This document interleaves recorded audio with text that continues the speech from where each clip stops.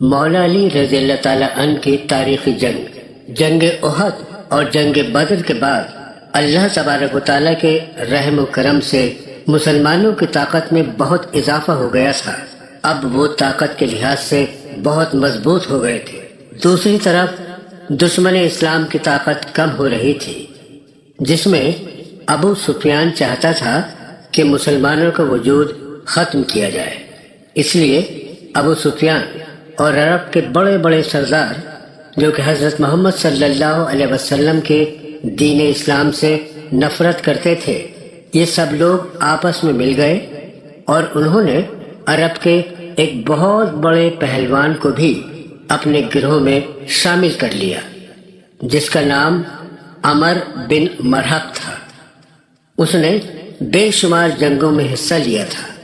اس کی طاقت کا اندازہ اس بات سے لگایا جا سکتا تھا کہ وہ گھوڑے پر بیٹھ کر اپنے ایک ہاتھ سے اونٹنی کا بچہ اٹھا لیتا۔ 627 عیسوی میں سارے مشرکین نے مل کر مدینہ کی طرف بڑھنا شروع کر دیا۔ ان کی تعداد کئی ہزار تھی۔ ان کے آنے کی اطلاع جب نبی کریم صلی اللہ علیہ وسلم کو ملی تو آپ نے اپنے ساتھیوں کو بلایا اور فرمایا، مجھے پتہ چلا ہے کہ سارے کفار مل کر جنگ کے لیے مدینہ کی طرف آ رہے ہیں۔ ان کی تعداد کے سامنے ہماری تعداد بہت کم ہے۔ اب اللہ تبارک و تعالیٰ کی طرف سے فیصلہ ہوگا کہ حق اور باطل کیا ہے۔ سارے اصحاب سوچنے لگے، اتنی بڑی فوج کا سامنا ہم کس طرح کریں گے؟ وہاں پر موجود سلمان فارسی رضی اللہ تعالیٰ عنہ نے فرمایا، یا رسول اللہ صلی اللہ علیہ وسلم، ہمارے مدینہ شہر کے 3 طرف پہاڑ ہیں اور ایک طرف مدینہ آنے کا راستہ ہے۔ اگر ہم لوگ مل کر اس راستے میں ایک بڑی سی خندق کھود لیں تو ہماری مشکل آسان ہو جائے گی اور کفار لوگ مدینہ میں داخل نہیں ہو پائیں گے۔ اس رائے کو سب لوگوں نے بہتر سمجھا اور سب لوگ مل کر خندق کھودنے لگے۔ 6 دن میں کافی لمبی چوڑی خندق تیار ہو گئی۔ جب ابو سفیان اور عرب کے بڑے بڑے سردار مدینے کے قریب آئے تو انہوں نے دیکھا کہ مدینے میں داخل ہونے سے پہلے راستے میں ایک بہت لمبی چوڑی خندق کھودی ہوئی ہے۔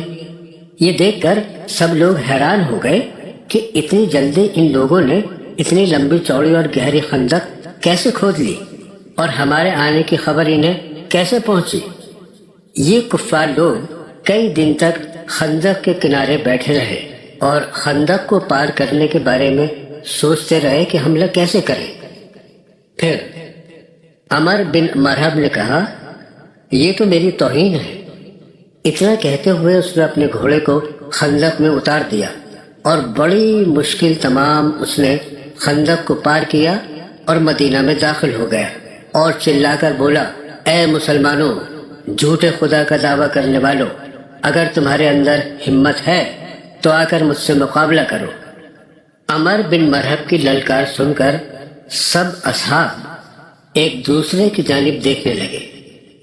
عمر بن مرحب اور آگے بڑھا اور زور سے بولا، کوئی جو مجھ سے مقابلہ کرے۔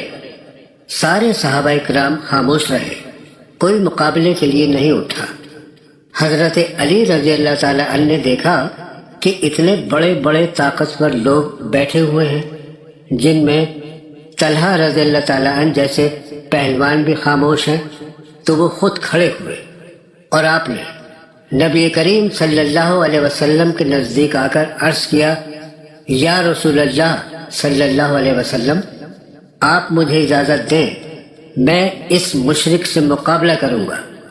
نبی کریم صلی اللہ علیہ وسلم نے فرمایا، علی بیٹھ جاؤ، یہ عمر بن مرحب ہے جس نے سینکڑوں جنگیں لڑی ہیں، تم اس کا مقابلہ نہیں کر پاؤ گے۔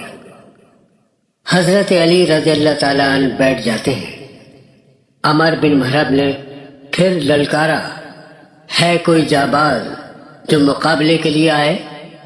مگر صحابہ کرام میں سے پھر کوئی نہیں اٹھا، جس میں زبیر رضی اللہ تعالیٰ عنہ اور طلحہ رضی اللہ تعالیٰ عنہ جیسے طاقتور موجود تھے۔ حضرت علی رضی اللہ تعالیٰ عنہ پھر اٹھے اور کہا، یا رسول اللہ آپ مجھے اجازت دیں، میں اس کو موت کا مزہ چکھاتا ہوں۔ نبی کریم صلی اللہ علیہ وسلم نے فرمایا، اے علی بیٹھ جاؤ، ابھی تمہاری عمر اتنی نہیں ہے کہ تم اس سے مقابلہ کر سکو، ابھی تمہاری عمر 30 برس ہے۔ عمر بن محرب نے کہا، اے مسلمانوں، کہاں ہے تمہاری جنت جس کا تم دعویٰ کرتے ہو؟ تم کہتے ہو اگر جنگ میں شہید ہو گئے تو جنت میں جاؤ گے، اور بچ گئے تو غازی کہلاؤ گے۔ تم میں سے کوئی جنت جانے کا شوق نہیں رکھتا جو آگے بڑھ کر مجھ سے مقابلہ کرے؟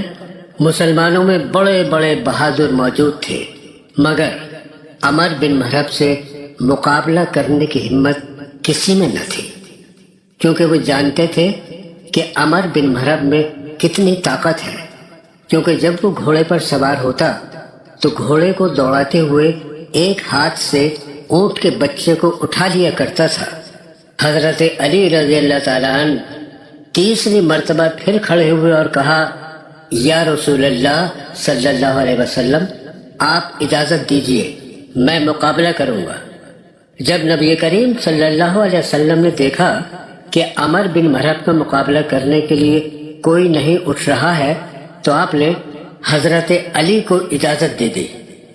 حضرت علی رضی اللہ تعالیٰ عنہ نے اپنی تلوار جس کا نام ذوالفقار تھا سنبھالی اور ایک ہاتھ میں ڈھال لی اور جنگی پوشاک پہنی، سر پر لوہے کی ٹوپی رکھی اور گھوڑے پر سوار ہو کر عمر بن محرب سے جنگ کے لیے چل دیے۔ اور آپ کہتے جا رہے تھے، میں ہوں علی جس کا نام اس کی ماں نے حیدر رکھا تھا۔ حیدر کے معنی شیر کے ہیں۔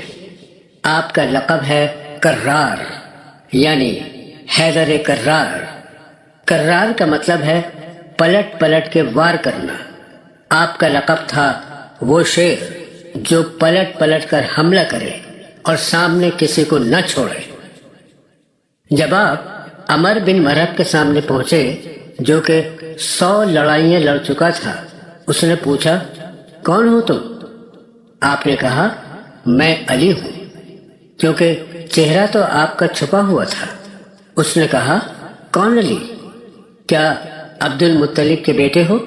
اس نے آپ کے دادا کا نام لیا۔ حضرت علی رضی اللہ تعالیٰ عنہ نے فرمایا، نہیں، علی بن ابو طالب، میں ابو طالب کا بیٹا ہوں۔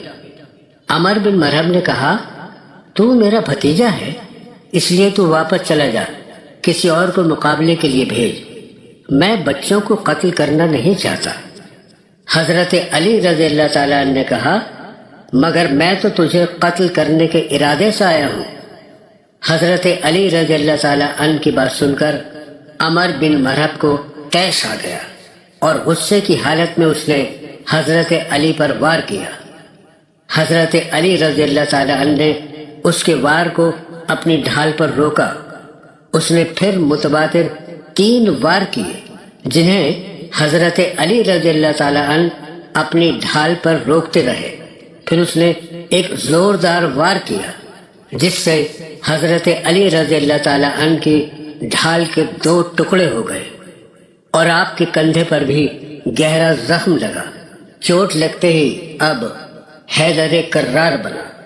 پلٹ پلٹ کر حملہ کرنے والا زخمی شیر تو ویسے ہی خطرناک ہو جاتا ہے۔ حضرت علی رضی اللہ تعالیٰ عنہ نے پلٹ کر عمر بن محرب پر وار کیا تو ان کی تلوار اس کی ڈھال کو کاٹتی ہوئی اس کے جسم کو 2 حصوں میں چیرتی ہوئی چلی گئی۔ عمر بن محرب کے جسم کے 2 حصے گھوڑے پر سے زمین پر گر گئے۔ ابو سفیان نے جب عمر بن محرب کا یہ حشر دیکھا تو وہاں سے بھاگنے لگا۔ اس کو بھاگتا دیکھ کر عرب کے بڑے بڑے بہادر بھی بھاگ گئے۔ اب حضرت علی رضی اللہ تعالیٰ عنہ نے عمر بن محرب کی لاش پر اپنا پیر رکھ کر کہا، یہ ہے پتھر کا پجاری اور میں ہوں محمد کا غلام۔ 10 ہجری کو نبی کریم صلی اللہ علیہ وسلم نے اعلان کروایا کہ اس بار حج کے موقع پر کوئی بھی شخص گھر پر نہ بیٹھے۔ کیونکہ حج پر میں خود ساتھ چلوں گا۔ پھر یہ قافلہ رسول حجۃ الوداع کرنے کے لیے مدینے سے روانہ ہوا، اور جب حج کے تمام فرائض انجام تک پہنچے تو آپ صلی اللہ علیہ وسلم مدینے کی طرف قافلہ لے کر واپس چلے۔ تاریخ میں لکھا ہے کہ چلتے چلتے جب نبی کریم صلی اللہ علیہ وسلم غدیر خم کے قریب میدان میں پہنچے تو ایک وحی آپ پر نازل ہوئی۔ اے رسول، دے دو وہ پیغام جو تم پر لازم کیا گیا ہے۔ اگر آج یہ پیغام نہیں دیا تو سمجھ لو کہ رسالت کا کوئی کام تم نے انجام نہیں دیا۔ تب اللہ کے رسول نے اصحاب سے مخاطب ہو کر یہ فرمایا، جو لوگ آگے نکل گئے ہیں ان کو بلاؤ، اور جو پیچھے رہ گئے ہیں ان کا انتظار کرو۔ نبی کریم صلی اللہ علیہ وسلم نے وہاں پر ایک منبر تعمیر کروایا اور خطبہ دیا۔ تمام تعریفیں اس پروردگار کے لیے جو ہر چیز کا مالک اور خالق ہے۔ آپ صلی اللہ علیہ وسلم نے فرمایا، میں اب زیادہ دن تک تمہارے درمیان نہیں رہوں گا، لیکن میں تمہارے پاس دو چیزیں چھوڑ کر جا رہا ہوں، ایک اللہ کی کتاب یعنی قرآن، اور دوسری چیز میرے اہل بیت۔ کبھی بھی ان دو چیزوں سے جدا مت ہونا ورنہ گمراہ ہو جاؤ گے۔ پھر آپ نے حضرت علی رضی اللہ تعالیٰ عنہ کو بلایا اور کہا، میں کس کس کا مولا ہوں؟